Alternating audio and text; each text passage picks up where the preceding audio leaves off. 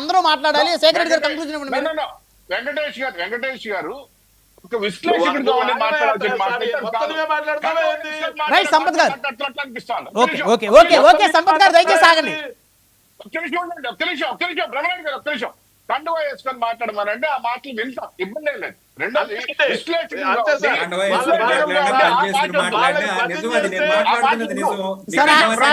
విమర్శలొద్దు.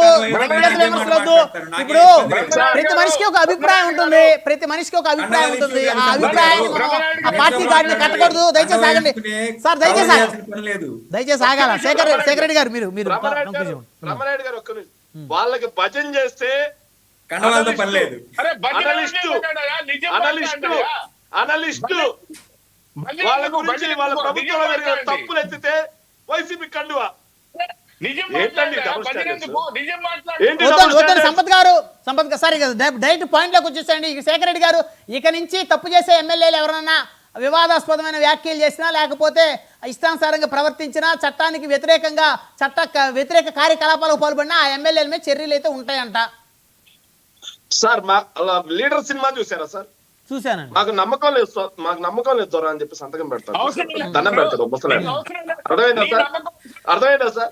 అలా సార్ ఒక విషయం ఏంటంటే వనజాక్షి అని చెప్పి ఒక ఎంఆర్ఓ అని ఇసుకలో పడేసి పొర్లిచ్చి కొడితే కాంప్రమైజ్ చేసినటువంటి ముఖ్యమంత్రి చంద్రబాబు నాయుడు గారు. ముఖ్యమంత్రి చంద్రబాబు నాయుడు గారు వాళ్ళ పరిపాలన బండ, వాళ్ళు మాట్లాడడం మేము వినడం, ప్రజలు వినడం దౌర్భాగ్యం. మేము పవన్ కళ్యాణ్ గారి గురించి మాట్లాడతాం.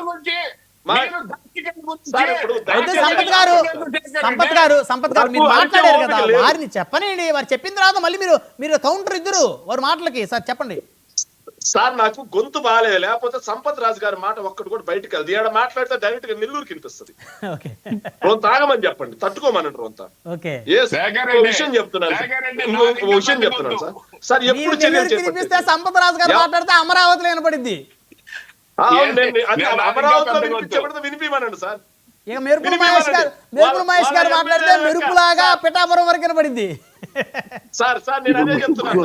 అమరావతిలో కరకట్టలో ఉన్నటువంటి చంద్రబాబు నాయుడు గారి ఇంటి మీదకి వినిపించేలా వాళ్ళ అవినీతి గురించి చెప్పమనండి, వాళ్ళ అక్రమాల గురించి చెప్పమనండి. సార్ మన ప్రభుత్వానికి చెడ్డ పేరు వస్తా ఉంది, ప్రజల్లో మనం చులకనవుతున్నాం అని చెప్పమనండి. సంపత్ గారు సమయం లేదు, దయచేసి సహకరించండి. దయచేసి ప్లీజ్ శేఖర్ రెడ్డి గారు కంక్లూజన్ ఇస్తాను సార్. సార్ నాకు సంపత్ గారు దయచేసి ఉండండి. ఇక్కడ శేఖర్ రెడ్డి గారు చెప్పాల్సింది ఏంటంటే సీఎం గారు ప్రకటించారండి. సార్ ఆగండి సార్, సంపత్ గారు ఆగండి, దయచేసి అర్థం చేసుకోండి. సమయం తక్కువ ఉంది, సమయం లేదు. సార్ శేఖర్ గారు మీరు కంక్లూజన్ ఇచ్చేసేయండి. సార్ ధర్మంలో బూడిద కోసం ఎమ్మెల్యేలు కొట్టుకున్నారు, దాని మీద ఎక్కడా కూడా చర్యలు చేపట్టలేదు, ఎవరి మీద చర్యలు చేపట్టలేదు. ఆఖరికి నేను అడుగుతున్నాను సార్, జనసేనలో కూడా రేషన్ మాఫియా ఏ స్థాయిలో జరుగుతుందో మనం ప్రతిరోజు వార్తాపత్రికల్లో చదువుతూ ఉన్నాం సార్. దాని మీద మంత్రివర్యులు సార్, జనసేన పార్టీ పవన్ కళ్యాణ్ గారికి అత్యంత సన్నిహితంగా ఉండే వ్యక్తి, దాని మీద పవన్ కళ్యాణ్ గారు కూడా దృష్టి సారించాలి ఒకసారి.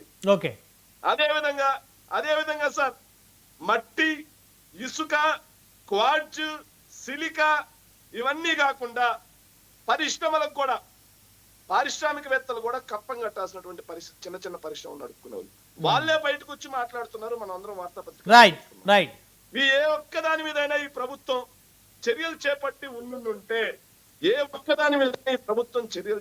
ఉండుంటే నిజంగా మాకు నమ్మకం ఉండేది. నిజంగా మాకు ప్రజలకి నమ్మకం ఉండుండేది.